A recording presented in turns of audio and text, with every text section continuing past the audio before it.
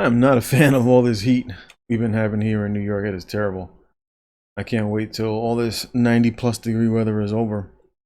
But what I wanted to cover today was some of the more interesting information. We're starting to see a lot of different news outlets, and of course, it's not just from America itself, with targeted hate, discrimination, segregation. And basically, what we're seeing is more of a divide and conquer sort of mindset within people today. And this is someone posted from the Toronto Star, and this was as of August 26th, actually today, in the Toronto Star, which is probably kind of like one of the local papers in Toronto. And on the very cover, as you can see, it takes up almost the entire front page. It says, if an unvaccinated person catches it from someone who is vaccinated, it says, boo-hoo, too bad.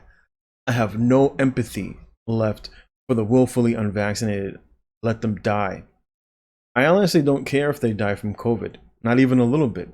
Unvaccinated patients do not deserve ICU beds.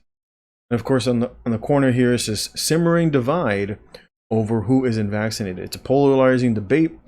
Patience and understanding for those not getting shots is in short supply. And of course, up in the corner over here, it says no jab.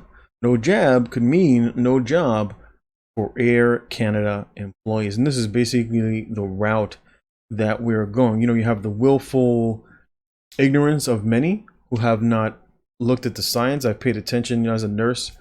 We are responsible for educating people. And a lot of times that education takes time because we have to see the outcome.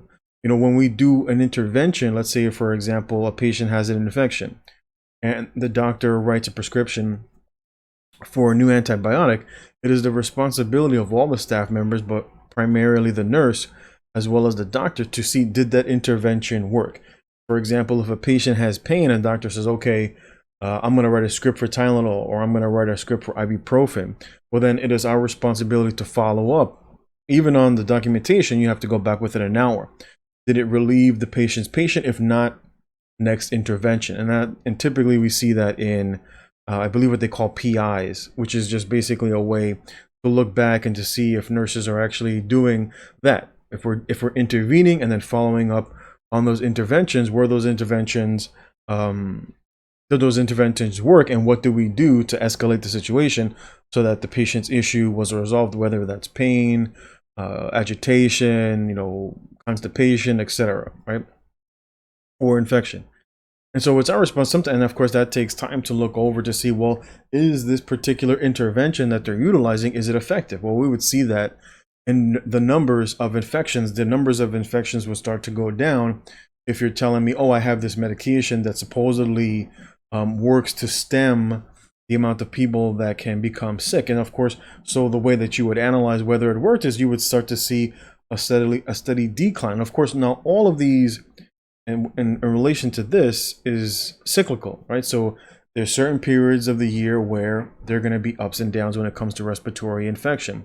And so people will look back at typically where there is a lull in respiratory infections, which is typically the summertime, and say, like, hey, see, it works. It works just fine. Look, there's no infections. And then the winter time, where we approach August, September, and then these things start to tick up. And then, of course, they turn around and blame that on those who have chosen not to take this particular medication. Now, of course, the reason for this is that moving forward is that this will not end. This is a subtle, and I shouldn't say subtle, but it's a very overt way to divide and conquer peoples, so that the peoples are distracted not on what politicians and governors and presidents are doing, but what on their neighbor is doing. They're snitching on their neighbors. They're starting fights over various reasons instead of being unified. Now, this is also happening within the military, and I covered this in another video. Link will be at the top, where I had said that there was, people were referring to the wokeness in the military, and I had done a video talking about, well, is the military really going woke, or is there something else that is brewing within the military?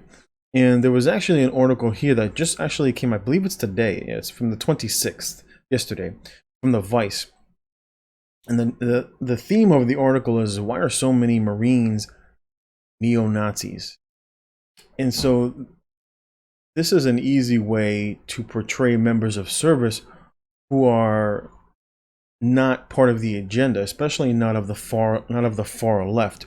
And of course, it demonizes them. That's why it goes on to say, because while many vets are being outed as far right extremists, one branch keeps popping up when it comes to neo-Nazis, the United States Marine Corps. And it goes on to say, it says, last Friday, the Department of Justice released one of the latest in an endless string of indictments involving white men subscribing to the tenets of the far right, planning acts of terror in the United States. The document also had an all too familiar detail. Former American service members, it says, using prosecutors claim their trade craft to plan an attack. And so for many of these individuals, the logic behind it is that many of these service members take an oath to fight terrorism, right? Both to fight an enemy that is both foreign as well as domestic. And so many of these individuals may perhaps feel that what is going on within their country are acts of terrorism that is going on within the country. So they may purposefully plan certain acts, and of course, not being as organized as the military themselves, because the military and the government and the Department of Justice typically infiltrate many of these what they refer to as far-right groups who are committing acts of terrorism. The reason why this is important is because typically in these scenarios, the government purges many of the individuals who are not part of the agenda. It's very much like what I talked about, the little wheel, right? The little infection wheel of take the poke, infection continues, take the second poke, infection continues, take the booster, etc. And if any point in time you want to hop off that wheel, well, then you become the problem. You become the focus of why things are going wrong. And so this is very similar to if you're a military service member and at any point in time, well, you start to follow orders, and then at any point in time you're like, this is unconstitutional, this is unlawful, this is un-American, you then become the focus of targeted attacks. You get outed by your own government as a terrorist, as a far right individual looking to do harm to the government, individuals who are attacking our democracy, etc. And what you end up with is this. This is a video that was just recently posted by an active U.S. service member. And this is part of, Travis had posted, woke soldier says she'll shoot Americans who disobey her if martial law is declared. And so we're going to listen to what she has to say. This is an active service member who for some reason decided to post this on TikTok.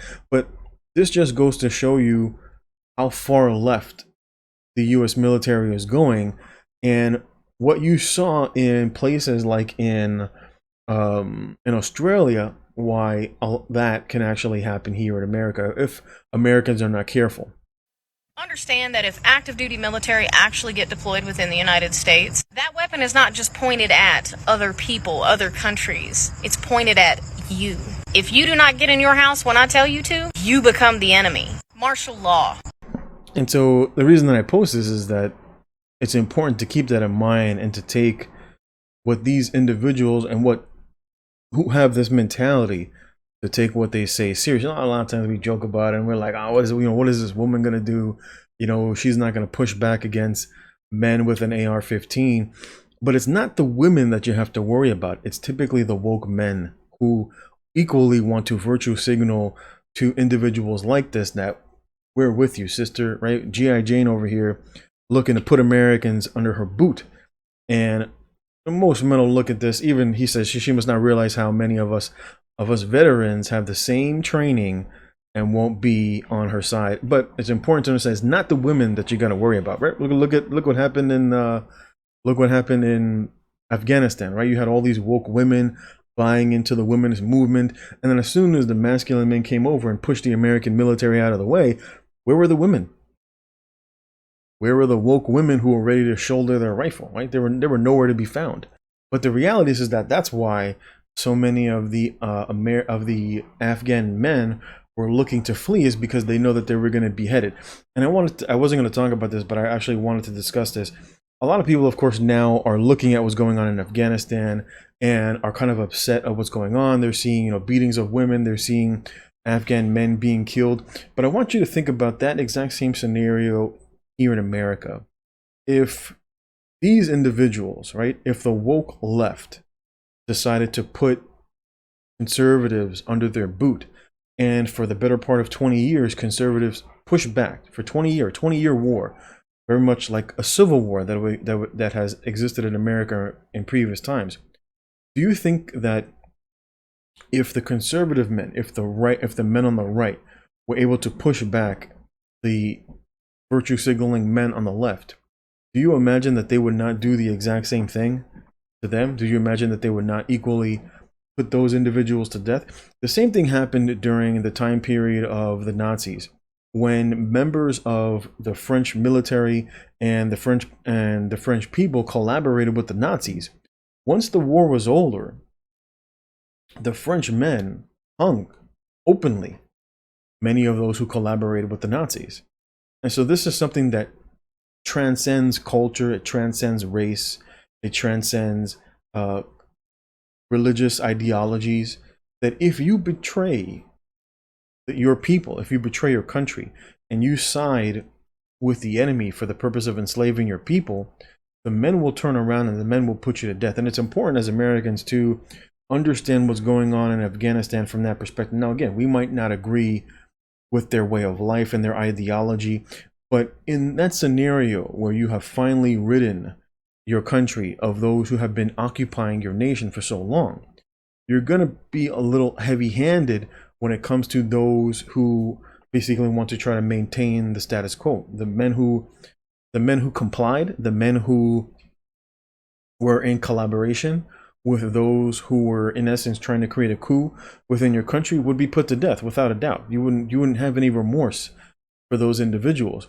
The women might be beaten, or there might be some sort of punishment for the women, and women are going to comply regardless, but overwhelmingly you're not going to see the women be put to death. It's like that in every single society throughout all history. The women typically comply and the men are executed. So it doesn't surprise me to see what's going on in Afghanistan. The last thing that I did want to show was an old video, and why you hear so much of, you know, the talk of labeling individuals as Nazis, neo-Nazis, fascists, etc. And this is actually a video way back from 1943 that was called the Communist Directive. And we're going to take a listen to it. I'm basically going to end it here. So feel free, of course, to like, comment, and subscribe. And we'll be ending it right here. I want you to take a look at this video. In 1943, the following directive was issued from party headquarters to all communists in the United States.